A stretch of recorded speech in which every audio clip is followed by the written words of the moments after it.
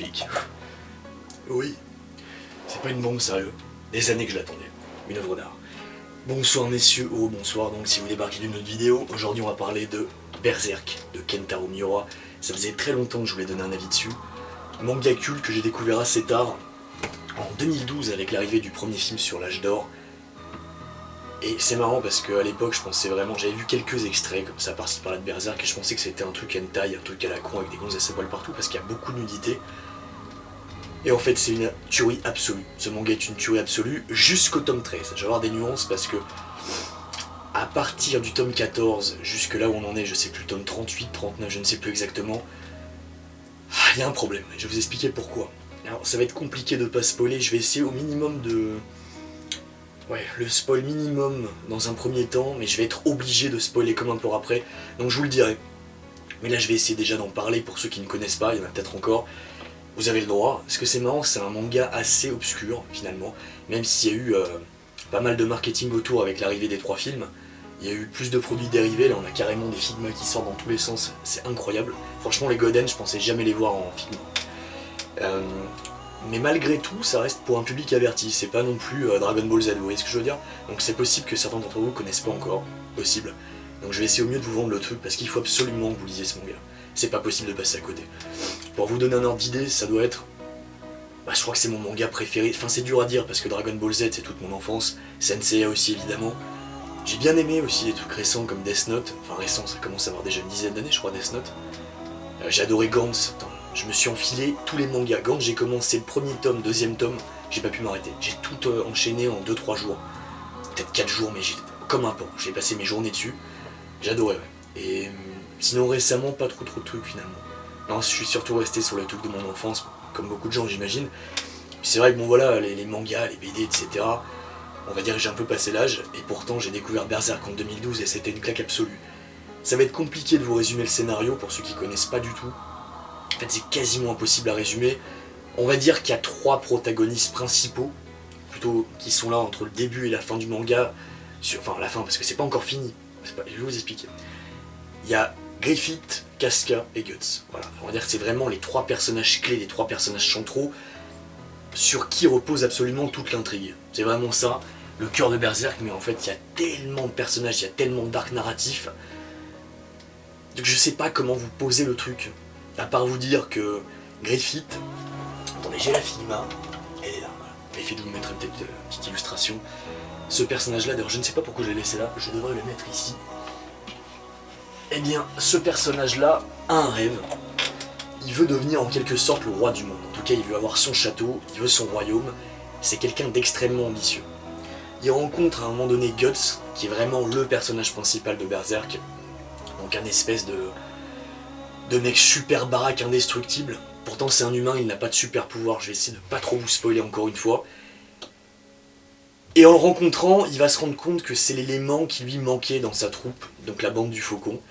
L'élément qui va lui permettre peut-être d'accéder au royaume, de devenir roi, en tout cas de très bien se faire voir de la royauté, et peut-être d'accéder à des étages supérieurs dans la hiérarchie. Et Casca, qui est un peu entre les deux, donc elle est amoureuse de Griffith, parce que la plupart des personnages qui rencontrent Griffith tombent sous son charme parce qu'il a un charisme de dingue. Et petit à petit, elle va aussi se sentir attirée par Guts. Mais je vous en spoil pas plus, je ne peux pas vous en spoiler plus, messieurs, ne me demandez pas, il faut lire le manga. Et autour de ça va se greffer toute une intrigue absolument dingue, et une ribambelle de personnages qui ont tous un intérêt dans les 13 premiers tomes.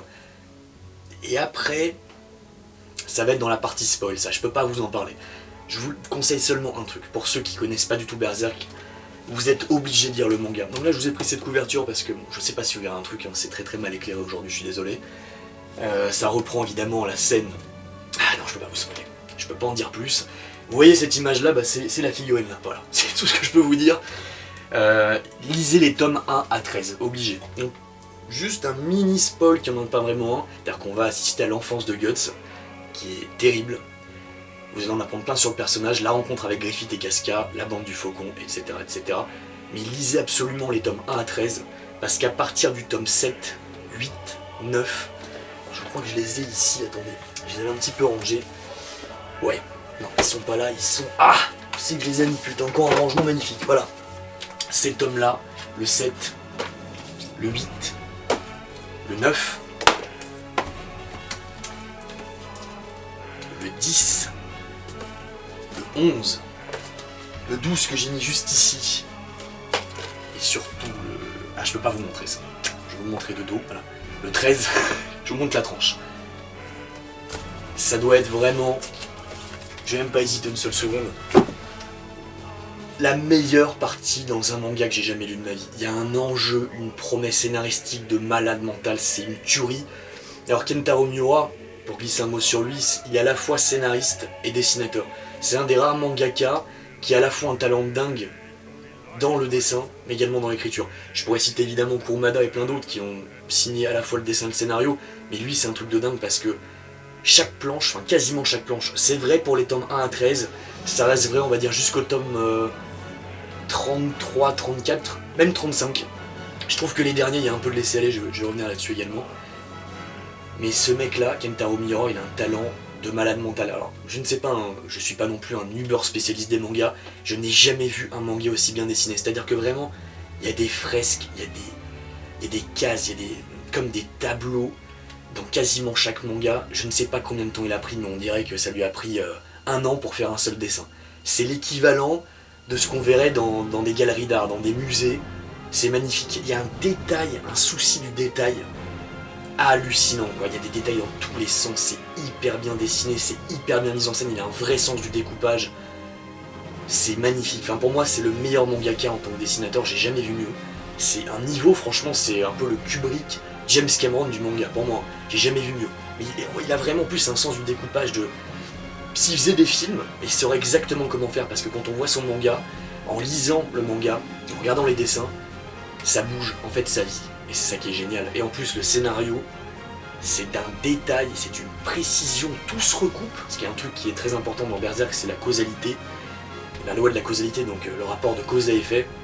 Une sorte de questionnement sur est-ce que l'homme, finalement, a un libre arbitre, ou est-ce qu'il y a une loi physique, ou bien une sorte de divinité qui régirait le monde et qui priverait l'homme de son libre arbitre. C'est un petit peu la question centrale dans Berserk, c'est qu'il y a beaucoup d'événements qui arrivent qui sont pas des coïncidences. Par exemple, dans le tome 13, ce qui se passe dans le tome 13, t'as une série d'événements qui a amené à ce moment-là. En fait, ça pouvait pas se passer autrement. C'est plus des coïncidences à ce niveau-là, vous voyez. Mais il va se passer aussi un truc dans le tome 13 qui est complètement... qui défie le hasard. Enfin non, plutôt non, qui défie le destin. C'est-à-dire que c'est un truc complètement hasardeux. Il y a les deux en fait. C'est ça qui est génial dans le tome 13, c'est que t'as les deux. T'as un truc, c'est le destin. C'est le destin, ça devait arriver. Ça se cristallise à travers un des personnages, je vais pas vous spoiler. Et le deuxième truc qui est ouf, donc là c'est un truc complètement hasardeux, c'est un truc qui n'était pas écrit, qui n'était pas prévu, qui va se passer, et ces deux trucs-là vont se passer en même temps. Voilà, je peux pas vous en dire plus. Maintenant, on va attaquer la partie spoil, donc je vous conseille de couper la vidéo. Donc après ce bref résumé, fait par votre serviteur, je suis désolé, c'est pas extrêmement précis, mais je veux pas spoiler. Là, vraiment, coupez la vidéo si vous n'avez jamais lu le manga, ni vu l'animé, ni vu les films, arrêtez maintenant. Vraiment. Je veux absolument pas vous gâcher l'expérience, ça serait vraiment triste, parce que vraiment, dans tout ce que j'ai lu et même vu, parce que même si je le compare à des films ou à des bouquins, le scénario dans les 13 premiers tomes, je vois pas d'équivalent. C'est une des plus belles promesses de scénario, un des plus beaux enjeux que j'ai vu de ma vie. Voilà, ça te prend au trip, ça te fait rêver.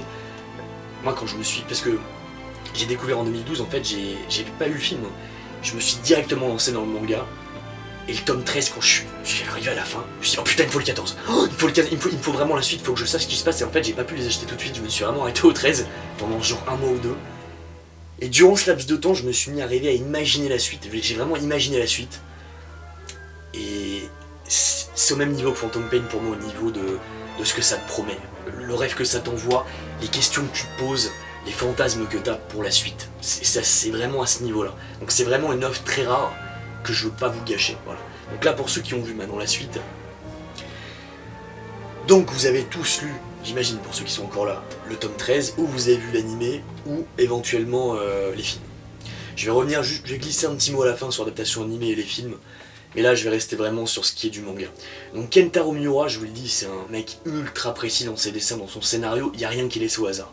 Donc tout ce qu'il fait, tout ce qu'il a écrit, tout ce qu'il a créé, je crois, et ça se voit au début du manga, en tout cas, du tome 1 au 13, clairement il avait tout écrit. Il avait la trame principale, il avait toutes les idées, et c'est exactement ce qu'il faut faire quand t'écris un scénario, quand t'écris une histoire qui se veut prenante, où il y a des twists de ouf, où il y a vraiment des enjeux, et où tu veux faire rêver les gens, faut que t'écrives de A à Z les grandes lignes, obligé. Ça tous les grands auteurs le font, et il l'a fait. Maintenant, j'ai l'impression, mon impression, vraiment mon ressenti personnel sur Berserk, ce que c'est devenu en tout cas après le tome 13, c'est qu'il avait la structure globale, et le truc, juste une parenthèse, j'avais lu ou entendu, je sais plus, une interview de Miura, et je crois que même lui disait à demi-mot qu'il était pas sûr de la suite, je ne sais plus, quelqu'un va forcément me retrouver ce bout d'interview, mais je crois qu'il n'était pas sûr de la fin. Il avait écrit un truc, il l'a écrit grosso modo, mais il est pas sûr, et il disait qu'avec les années, il voulait offrir une belle fin à Guts. Voilà. Moi, je crois que j'ai lu un truc ou entendu un truc comme ça venant de Miura. Toujours est-il que mon impression, c'est qu'il a vraiment tout scénarisé, il a structuré toute l'histoire des tomes 1 à 13. Il avait une vision, parce que voilà, on voit du tome 1 au 4, ça se passe après le tome 13. Malgré du coup quelques petites incohérences à droite à gauche, il y a quelques petits trucs qui ont évolué, notamment dans son style de dessin. Il y a 2-3 trucs qui ont évolué, mais globalement c'est hallucinant de voir que le début du manga, t'as déjà toute la suite que t'entrevois. Ça, je trouve ça génial, c'est énorme. J'ai pas le souvenir de beaucoup d'œuvres qui ont fait ça, même là tout de suite ça me vient pas. Donc ça j'ai trouvé ça énorme. Mais après, franchement, le tome 14, 15, ouais, s'il avait encore l'idée. Et plus ça avançait, plus les années ont passé, parce que, je l'ai pas dit en début de vidéo, mais c'est un manga qui a commencé en 89, je crois, un truc comme ça, en 89, donc ça a quasiment 30 ans. Le mec, il a vieilli, forcément, je sais pas quel âge il est, il doit avoir la cinquantaine maintenant. Le gars, il doit sortir, si tout va bien, un manga tous les 2-3 ans. Bon, avant, c'était un peu plus régulier, mais là, maintenant, où on en est, il doit sortir un manga, un tome, tous les 2-3 ans, quoi. Les attentes, c'est interminable. Et moi, je vous dis, ce qui me fait chier par rapport à ça, c'est que je suis toujours à regarder les derniers scans, les dernières traductions, et j'attends jamais le manga relié là maintenant, tellement je veux voir la suite. Et c'est très très chiant parce que suivre le manga comme ça par petites couches, petites doses, avec des pauses parfois qui font 6 mois, c'est super chaud quoi. Parfois j'ai oublié la trame, j'ai oublié ce qui s'est passé. Il y a notamment, il y a 2-3 ans, Rickert, pour aller voir Griffith, la Falconia, sans déconner, en un an, il a fait 1 an de parution de chapitre. Rickert, il a fait 50 mètres pour filer une baffe à Griffith. J'ai dit, enfin franchement je comprenais pas quoi. Je me suis dit attends mais il se fout de notre gueule quoi, l'intrigue elle avance pas. Et voilà en fait pour moi ça patine Berserk, à la base c'est un seinen, c'est dark fantasy, c'est un truc vraiment glauque, donc il y a beaucoup de nudité, beaucoup de violence, c'est sans concession, et on sent l'urgence quoi, on sent vraiment qu'il voulait raconter cette histoire. Et j'ai l'impression que depuis on va dire le tome 27, il y avait un très très bon passage dans le 32. D'ailleurs j'ai les couvertures, faudrait que je les retrouve, j'adore la jaquette du tome 27, attendez que je retrouve ça. Je les avais rangés là tout à l'heure. Ah mince, non j'ai le 20. Ah ouais, la couve du 28 elle déchire. Et le 33 aussi magnifique. Ah je sais plus, c'est le bordel parce que là regardez en fait j'ai des tonnes de mangas par terre, il y en a partout. Je vais pas m'y retrouver. Bref, jaquette magnifique, donc je trouve qu'il y a un très beau passage dans le 32, mais je trouve qu'à partir du 27, donc je crois que c'est à peu près là où Guts récupère l'armure du Berserker, donc qui va lui donner des nouveaux pouvoirs quoi. Un côté vraiment ultra badass, encore plus prononcé. Je trouve que là, depuis ce moment-là, ça patine, on n'avance pas. Et puis, je déteste, ce que je déteste dans la suite du manga, c'est cette troupe qui fait vraiment communauté de l'anneau. En fait, on était dans un seinen, un truc sérieux, un truc voilà, sans concession, vraiment dark. Et c'est encore le cas, il y a encore la nudité, mais ça je m'en fous, mais il y a encore vraiment de la violence. Ok, il y a des passages un peu marquants, mais je trouve que ça devient de plus en plus enfantin. À cause de Shirk, que je ne supporte pas, à cause de Farnèse, à cause de Serpico, à cause de Puck, ce putain d'elfe de merde, qui est apparu dans le tome 14. Je sais plus si on le voyait dans les premiers tomes, je me rappelle plus. Je crois, je crois qu'il était dans les premiers tomes. Mais cet elfe-là, avec... Parfois, Miura, il te fait des cases ultra mal dessinées, qui ressemblent pas du tout à son style. Je sais que c'est fait exprès, en fait, du coup, ça tranche tellement avec ce que tu vois dans son manga. Là, il fait un trait très très épuré sur Puck, en général, avec des têtes pas possibles. C'est fait pour faire passer de l'humour, mais je vous avoue que pour moi j'ai vraiment du mal quoi, ce ton là vraiment enfantin, on dirait limite un shonen quoi, avec cette espèce de groupe. Avant Guts il était beaucoup plus solitaire, là ça fait bizarre de voir cet esprit d'équipe à la con là.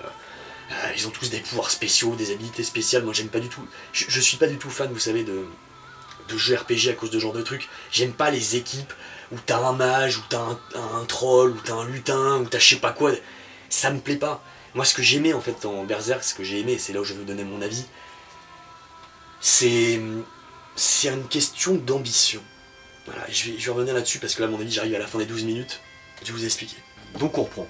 Ce que je trouve vraiment génial dans Berserk, c'est, dans les tomes 1 à 13, c'est la question de l'ambition.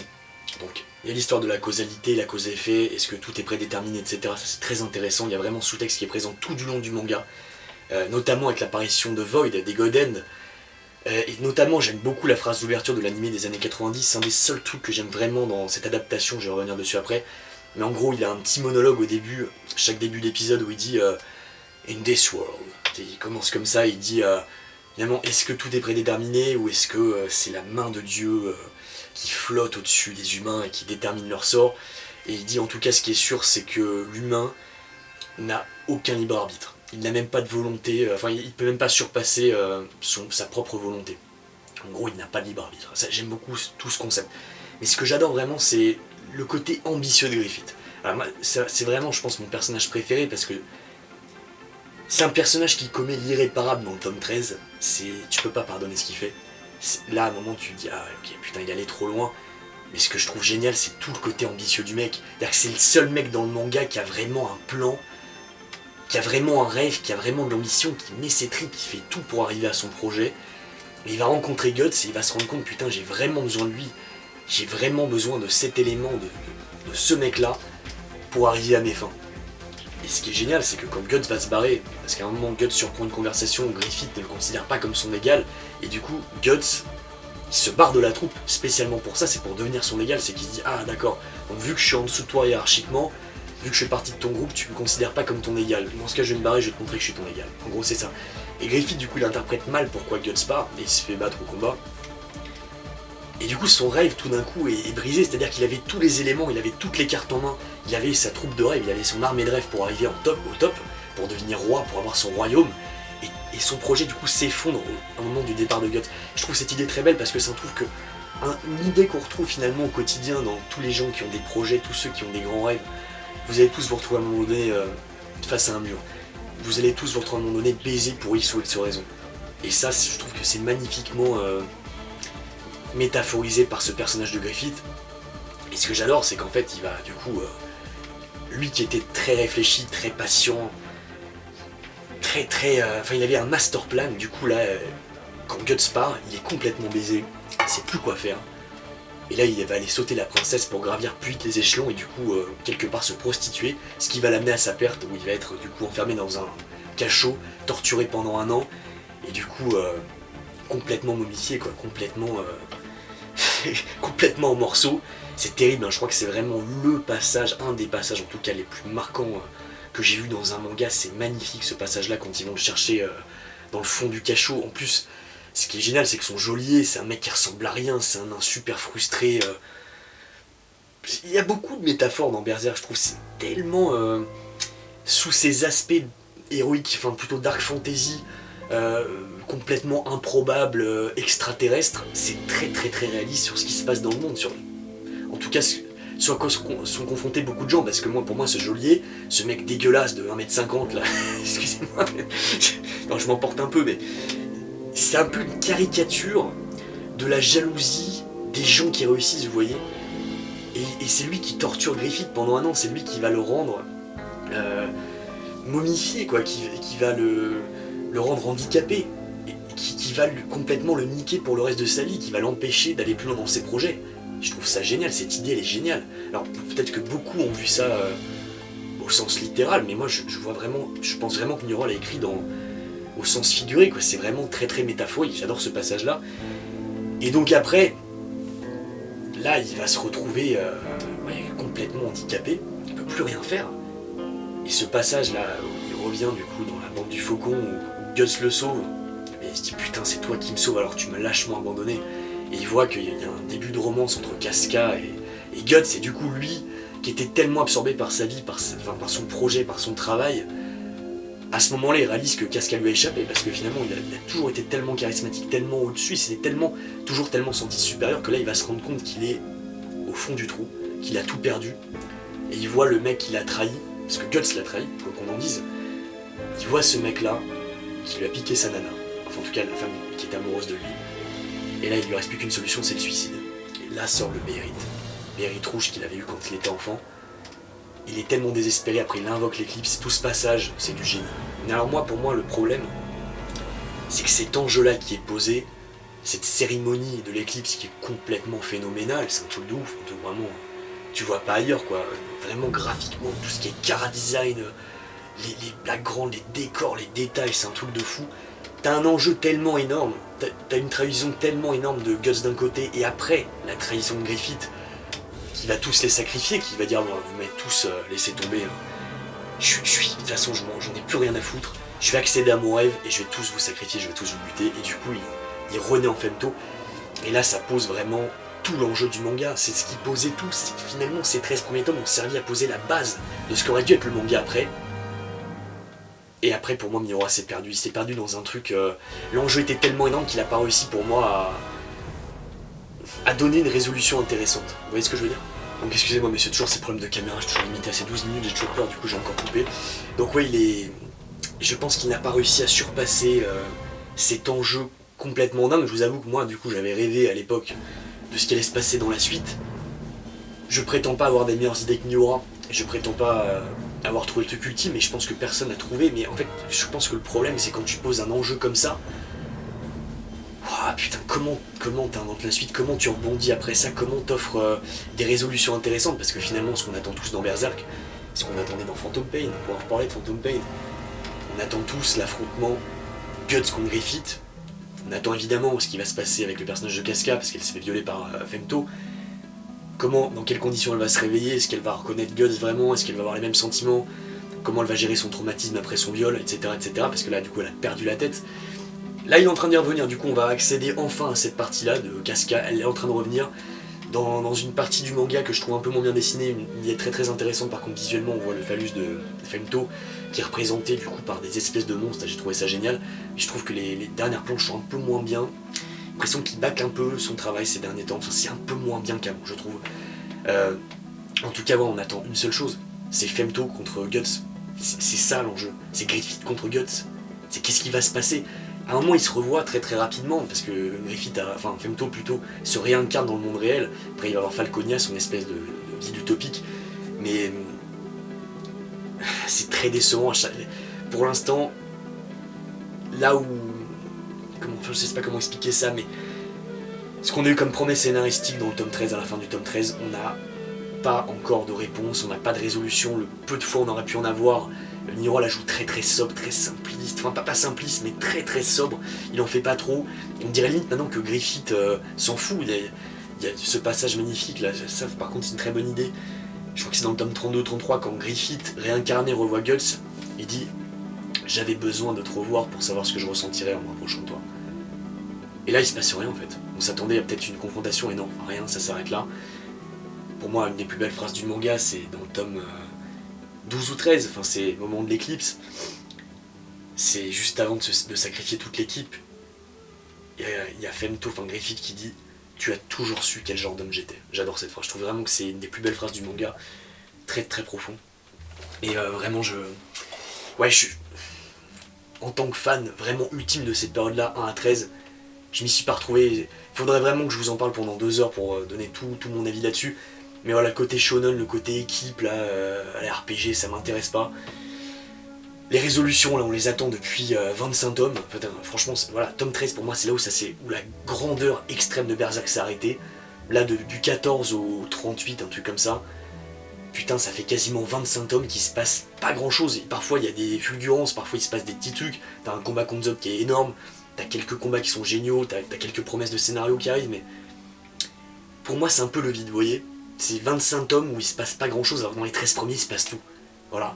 Et vu qu'on attend chaque nouveau tome tous les 2 ans, même pour ceux qui suivent chapitre par chapitre, là il a encore pris un break de 6 mois, c'est interminable, et on se dit putain est-ce qu'il va pas crever avant de finir Berserk. Moi c'est ça qui me fait peur, c'est que j'ai peur, il peut se passer n'importe quoi, un accident, une crise cardiaque, un AVC, peut tout se passer. Et le truc c'est que personne, peut-être qu'il a écrit le scénario global, mais personne ne peut passer derrière lui pour le dessin, personne fera mieux, personne n'a son style. Donc ça va être compliqué, enfin il y a peut-être quelqu'un qui pourra l'imiter, mais personne ne pourra exactement reproduire son style graphique, c'est ça qui me fait peur, c'est qu'on n'est jamais la fin du manga. Voilà. En tout cas, j'attends avec impatience la suite, Akaski est en train de reprendre ses esprits, et j'attends qu'une seule chose, c'est comment il va régler la résolution Griffith Guts.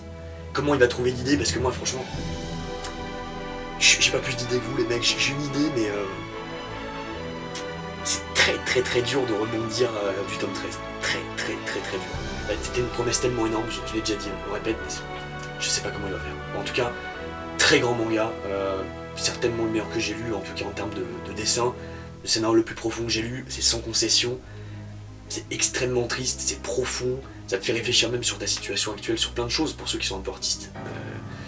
Et qui ont des projets, c'est très. Moi ça me parle beaucoup en tout cas, c'est un manga qui m'a beaucoup touché. Pour glisser un petit mot sur l'adaptation animée des années 90, j'en ai déjà parlé pour ceux qui me connaissent un peu, pour ceux qui m'ont suivi en live, je suis pas très fan. Parce que bon, vous imaginez que Miura, pour sortir un tome, il met 2-3 ans, d'accord? Bon, parfois il met un peu moins, à l'époque il mettait un peu moins. Vous imaginez le temps qu'il met par dessin, donc là quand tu fais du 25 images secondes, tu dois animer ça, tu dois prendre, enfin, faire donner vie à ce manga-là, tu dois prendre du coup des dessinateurs qui ont ce niveau-là, c'est quasiment impossible. Donc, dans la série animée, ils ont pas trouvé les bons dessinateurs, en plus ils sont partis sur des chara-design vraiment douteux. Moi je trouve que Griffith, c'est pas ça, pour moi dans le manga, Griffith c'est ça, vous voyez, c'est ce design-là. Mais ce qu'on a dans l'adaptation animée, pour moi, est dégueulasse. La plupart des persos sont dégueulasses, la mise en scène est très sobre, c'est pas au niveau des planches de Miura, c'est pas au niveau de son découpage. L'OST est bien par contre, il y a vraiment des très belles pistes, c'est ce qui fait un petit peu toute l'ambiance. Il y a un bon doublage, je trouve, japonais. Il y a voilà, cette ouverture que j'aime beaucoup. Je parle pas du générique, je parle juste de l'ouverture avec Void qui parle. Par contre, le passage de l'éclipse, il y a quelques passages réussis, mais globalement, je suis pas fan de cette adaptation. Rien ne vaut le manga de toute façon. Et l'adaptation en film, j'aime bien. Le problème, c'est que c'est comme, bon, j'en ai pas parlé, mais l'adaptation animée sacrifie beaucoup du manga, parce qu'évidemment, je crois que c'est 25-26 épisodes, forcément sur 13 tomes, parce que oui, ça n'adapte évidemment que du tome 1 à l'éclipse, tome 1 à 13. Donc les films, c'est pareil, ça n'adapte que tome 1 à 13, et encore, non, je dis une connerie, ça adapte plutôt, on va dire, du 4, plutôt du 5 au 13, parce qu'ils ont complètement délaissé la partie du futur qu'on voit dans les premiers tomes. Ça, évidemment, parce que c'est compliqué à adapter. Là où, dans l'adaptation animée, ce qui est bien, c'est que le tout premier épisode se passe dans le futur. Ils ont pris un petit peu l'idée du manga. Mais ce que j'aime bien dans les films, c'est que c'est vachement mieux réalisé, c'est vachement plus fidèle au chara-design. Il y a une OST qui est pour moi très bonne, notamment sur la partie 3. Vraiment, toute la partie de l'éclipse, c'est une tuerie. Il y a beaucoup de gens qui critiquent ces adaptations, mais je trouve vraiment l'adaptation de l'éclipse, c'est une tuerie. Enfin, franchement, tu compares l'adaptation animée des années 90, évidemment, c'est pas le même budget, mais ça l'enterre complètement, c'est beaucoup plus fidèle à ce qu'est le manga. Très bon OST, je trouve, dans ce troisième film. Très bon chara-design, des animations parfois géniales. Le seul truc que je reproche vraiment, ce qu'a reproché tout le monde, et je suis totalement d'accord, c'est l'abus de CGI. Les CGI dans tous les sens, il y a des phases où on voit la 3D, quoi, ça te saute aux yeux, c'est dégueulasse. C'est pas du tout dans le style de Miura, ça. Mais globalement, je recommande évidemment le manga avant tout, mais si vous n'avez pas la motivation, à la limite, matez les 3 films. Et après, lisez le manga. Lisez quand même le manga avant, mais de toute façon, je dis ça, mais j'avais dit de toute façon, ne lisez pas, ne regardez pas plutôt la vidéo si vous n'avez pas lu le manga, donc en fait, je crois que je donne ce conseil pour rien. Mais j'aime bien les adaptations animées, elles sont, enfin, je parle des films, elles sont pas mal. Moins fan de la version des années 90, évidemment, rien ne vaut le manga. Voilà, bon, c'était un avis un peu sur le vif, hein, vous m'avez demandé cette vidéo, ça vous fait plaisir. C'est parce que j'ai reçu ces pièces magnifiques, je vais donner un tout petit mot là-dessus. Voilà, Berserk, en tout cas, c'est du très lourd, mais évidemment très frustré qu'on doive attendre aussi longtemps entre chaque chapitre. Est-ce qu'on aura la fin? Genre, j'en sais rien. Est-ce que la fin sera à la hauteur de nos attentes? Rien n'est moins sûr, bien sûr, je ne sais pas. Bref, messieurs, merci de votre fidélité. Vous aurez plutôt très belle vidéo la semaine prochaine, je vais me casser le cul. Vous voyez que le décor en cours, légère cours d'évolution, là. Vous allez voir, je suis en train de me casser le cul. En tout cas, ça fait plaisir, je vois que il y a beaucoup de réactions. Les dernières vidéos, ça fait plaisir de voir tous se passionner, même si on n'est pas tous d'accord, ça me fait plaisir. Et juste, petit mot sur la figurine, mais je vais changer de plan pour vous rapprocher un petit peu. Voilà donc la Figma de Femto, une tuerie absolue. Alors je suis désolé, hein, je vais pas m'amuser à l'enlever de l'œuf là du Béride parce que c'est pas possible. Hein. J'en ai déjà chié pour la mettre comme ça. Ça faisait genre 3 ans que je l'attendais, je crois qu'ils l'ont annoncé en 2014. Et le truc il arrivait pas, et je me suis dit putain mais Elle sortira jamais, en fait elle est sortie en début d'année, j'avais complètement zappé. Je suis passé à Mangaraki la semaine dernière là. Bon, il la vendait assez cher quand même, je crois que c'était 180 €. Du coup, j'ai regardé sur eBay, je la vois à 130. Je me suis dit, putain, c'est encore trop cher, mais bon, j'ai craqué, j'ai cracou. Elle est magnifique. Moi, c'est vraiment, si vous devez acheter une seule Figma, c'est la fin. Si vous êtes fan, pourvu que vous soyez fan de Berserk, elle est phénoménale. Voilà, parce qu'ils en ont sorti pas mal, notamment celle-là, la Griffith. Mais je suis un peu déçu parce que là, c'est le design de Griffith de l'âge d'or. J'aurais préféré qu'on ait le design du Griffith après, au moment de la résurrection, parce que son armure elle pète trop la classe quoi. Mais vraiment ce Femto, une tuerie, je pensais pas qu'il a réussi autant, ça m'étonne de Figma, je sais pas ce qui s'est passé. Alors Figma ils sont très très bons, pour moi c'est dans les tops, mais jamais ils sont arrivés à cette qualité en tout cas au niveau des objets dérivés, parce que c'est très rare qu'ils te filent comme ça des décors avec des espèces de petits dioramas, c'est extrêmement rare. Donc je comprends pas ce qui s'est passé chez Figma, là ils ont fait péter le truc, alors bon par contre ça coûte cher, hein. 130 balles c'est très très cher. Mais il n'y a vraiment rien à dire sur la qualité du rendu, c'est... J'aimerais encore vous approcher du truc, mais ouais, c'est une tuerie. Voilà. Celle-là, je vais vraiment la garder parce que ça représente beaucoup de choses, j'aurai l'occasion de vous en reparler. Vous voyez derrière Phantom of the Paradise aussi, je vais vous en reparler, vous inquiétez pas. D'ailleurs, bon, c'est que je pense que beaucoup de monde le sait, mais en fait, Winslow, dans Phantom of the Paradise, vous voyez le casque, vous voyez, en fait, c'est ça qui a inspiré le design de Griffith. Et à la fin, vous voyez le casque là, de Griffith. Et après évidemment le design de Femto. Voilà, c'est vraiment complètement repris de Phantom of the Paradise, c'est pour ça que je les ai mis ensemble et je trouve que ça va très très très bien ensemble. Une figurine que vous devez acheter si vous êtes fan de Berserk. Par contre faut mettre le prix, hein. C'est pas donné. Enfin, chapeau à Figma, ils ont fait un super taf, j'ai rien à dire. C'est du grand art, maintenant j'aimerais acheter les autres Goden, mais là c'est du foutage de gueule. Void, il est vendu avec Ubik, donc l'autre Goden là. 250 balles pour les deux. Sinon il y a Slan et Conrad à 110 balles éventuellement, mais je suis moins fan de Slan, j'aurais surtout aimé avoir un Void. Mais là ouais, 250 €, ouais, non. On verra, peut-être dans le futur j'essaierai d'avoir tous les Goden, mais en tout cas, Femto là, ça me fait grave plaisir, voilà. Bon écoutez, c'était une petite vidéo rapide, une vidéo sur le vide, j'espère que ça vous a fait plaisir. Je vous dis à très très bientôt pour la suite, ciao les gars.